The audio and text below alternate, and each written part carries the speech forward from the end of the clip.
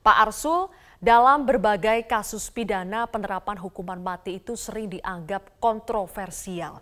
Menurut Anda, apakah problem kontroversialnya ini yang menghalangi penerapan hukuman maksimal, hukuman mati terhadap para koruptor, atau memang ada problem dalam pembuktiannya?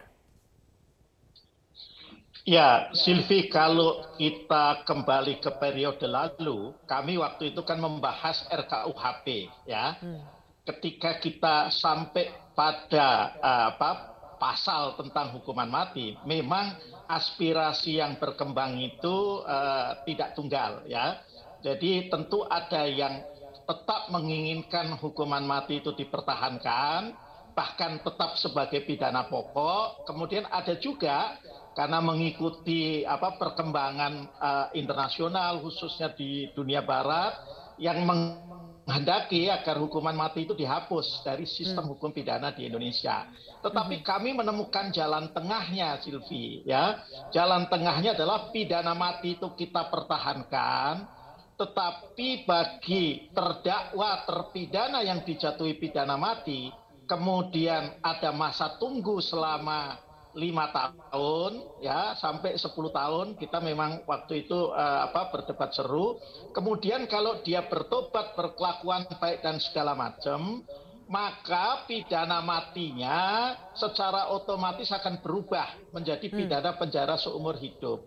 Jadi itu mestinya sudah tidak menjadi isu lagi. Artinya dalam undang-undang atau ketentuan pidana ya pada undang-undang kita tidak kemudian perlu juga dirubah. Jadi pasal 2 ya kita pertahankan saja menurut saya.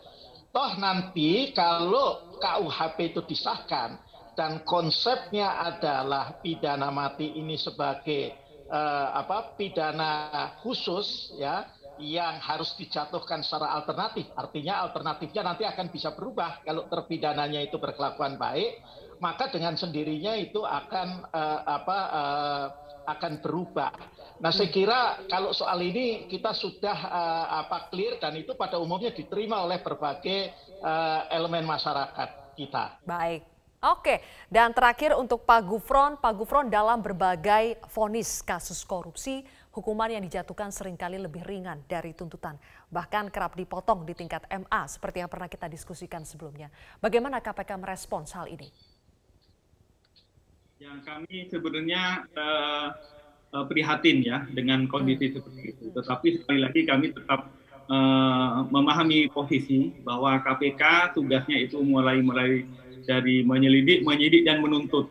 Kemudian yang memutuskan sanksi pidananya berapa tahun itu memang wilayahnya hakim, dan untuk itu KPK menghormati itu. Tetapi sekali lagi penghormatan KPK terhadap wewenang dan otoritas hakim itu perlu diperingatkan bahwa publik memperhatikan itu semua. Oleh karena itu kalau kemudian Mahkamah Agung dengan jajarannya seringkali kemudian memotong, bahkan kemudian banyak kali upaya hukum peninjauan kembali itu dijadikan dasar alasan untuk kemudian memotong, sekali lagi itu sangat mencederai rasa keadilan masyarakat. Oke, dan terakhir untuk kasus yang 2 mantan menteri ini, kan tadi meskipun heavy-nya adalah di pembuktian, ada tidaknya bukti, tapi di satu sisi keberanian KPK di sini juga dipertanyakan. Apakah KPK berani mengambil langkah yang selama ini tidak pernah dilakukan, yaitu menjatuhkan atau menuntut koruptor dengan hukuman mati atau tidak? Sebetulnya sekali lagi Pak Gufron, ini persoalan keberanian atau persoalan pembuktian, ada atau tidak faktanya?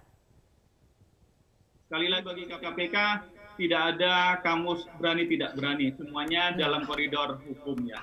Kalau bicara berani tidak berani, kenapa KPK juga kemarin melakukan penangkapan terhadap menteri gitu ya. Maka itu sekali lagi di hadapan KPK, koridornya adalah subjek hukum di hadapan KPK, semua warga negara adalah sama. Itu pertama. Yang kedua, bahwa kemudian koridornya untuk menuntut seseorang di hadapan hakim itu basisnya ada 2, yaitu alat bukti yang terkumpul untuk membangun fakta, kemudian fakta tersebut dikategorikan dalam sebuah norma.